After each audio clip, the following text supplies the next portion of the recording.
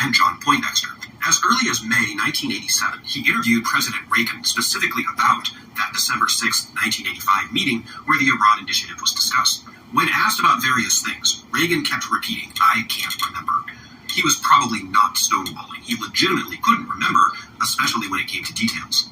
On May 5, 1987, the day before William Casey died of brain cancer, Congress televised hearings on the Iran-Contra matter got underway. They dragged on through the summer of 1987. I remember seeing them on TV constantly. In July, Oliver North, the mute Marine, finally spilled what he knew or what he wanted others to think that he knew. Having been given partial immunity from prosecution, he testified that he believed Reagan knew everything about the diversion and was privy to all the operational details. He admitted he destroyed documents at the suggestion of William Casey, who, being dead, was in no position to refute it. North didn't seem to be bothered by anything that he'd done, and in fact was very proud of it. The Contra's secret war was worth it, he thought.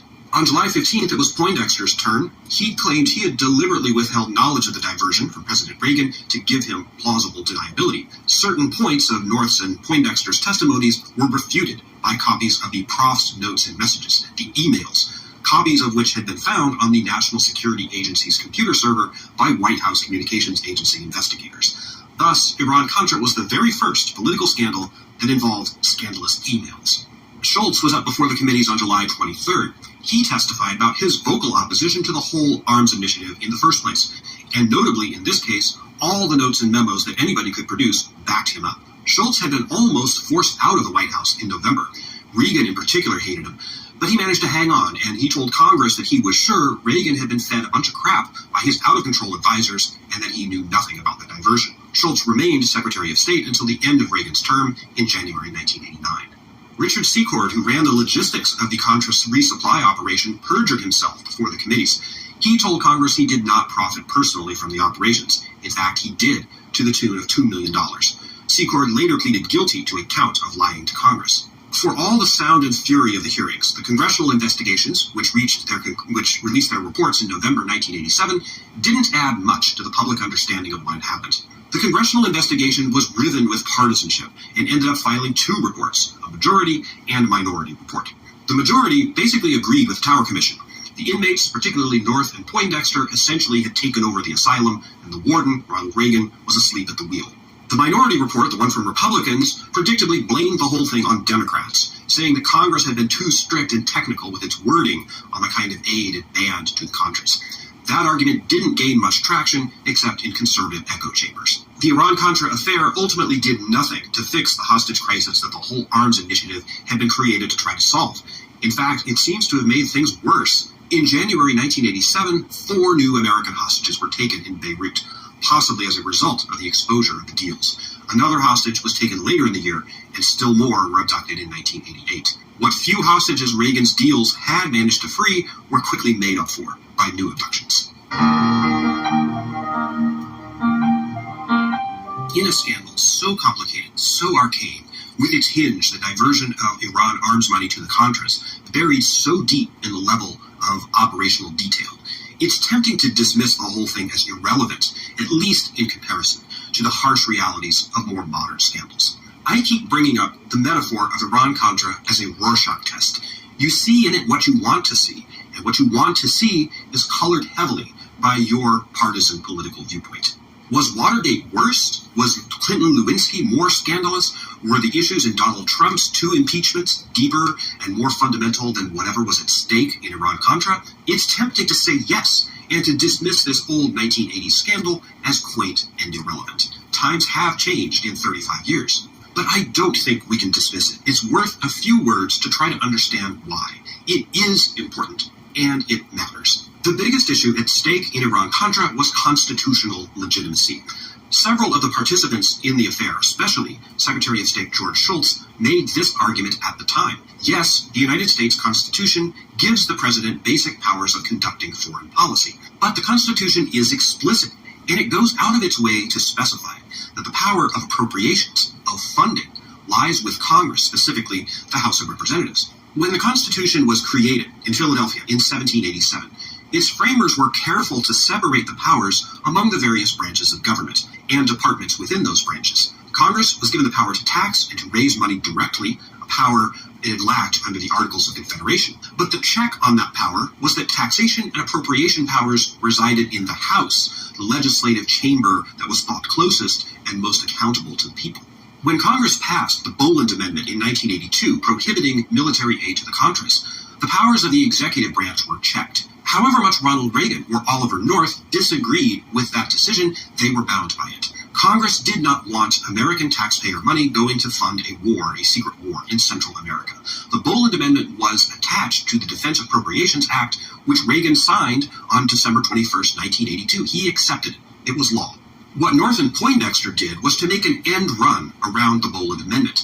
They took government property, paid for by the taxpayers, and sold it to a foreign power, Iran. The money the government took from that sale, it gave illegally to a foreign army. This was not a covert operation in the traditional sense. Congress does fund covert operations by the CIA and others. The CIA submits a proposed budget and often doesn't tell Congress what it's spending taxpayer dollars on. That may seem sketchy, but it is legal, and it is constitutional. Iran-Contra, though, wasn't that. This was not part of a black budget, appropriated however blindly and spent however craftily by CIA bureaucrats. This was a sale of U.S. government property to fund an illegal war. Oliver North said he believed the money he diverted to the Contras belonged to Iran. At one point, George Bush made a similar argument. But that argument is wrong. Once Iran gave money to the United States, whether in exchange for weapons or as a donation or a bribe, that became federal money subject to appropriation by Congress. Conversely, the executive branch in the form of the NSC couldn't just take what it wanted from public coffers and give it to a foreign power. Even if the Boland Amendment wasn't in the picture, that would still be true.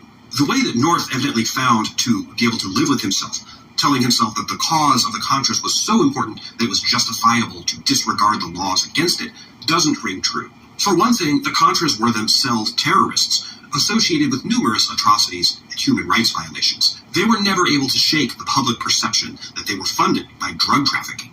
But even aside from that issue, to claim that supporting the Contras was so vital that it justified overriding the basic fabric of the Constitution was simply an appeal to authority, Ronald Reagan's authority. If a leader can do no wrong, if his judgment is or should be law simply because it's his, that gets us dangerously close to the crime that the insurrectionists at the Capitol on January 6, 2021 were trying to commit. That is, the subjugation of the constitutional order and the rule of law to the will, and indeed the whim, of a single man. In a democratic society, there must be accountability. There must be checks and balances. Yes, there are unjust laws and unwise laws, but democracies tamper with constitutional checks and balances at their hazard. George Shultz understood this. So, I think, did Ronald Reagan. If Oliver North did nothing wrong, why did he destroy documents? Why did he take the Fifth Amendment for so long? Why did he play the role of the mute Marine? If the whole thing was right and proper, why did Poindexter work so hard to keep Ronald Reagan in the dark? Simple politics? Reagan, he was a master politician. He could handle politics. He needed no help from North or Poindexter or Fawn Hall stuffing documents into her blouse. Like him or hate him, Ronald Reagan was ill-served by his servants. Whatever anybody's political stripe, in 1987, almost everyone could agree on that. Iran-Contra had a very long tail. This video could be half as long again as it already is if I went into great detail, so we're going to tie up the loose ends as concisely as possible. Oliver North was indicted in 16 felony counts of various crimes related to Iran-Contra.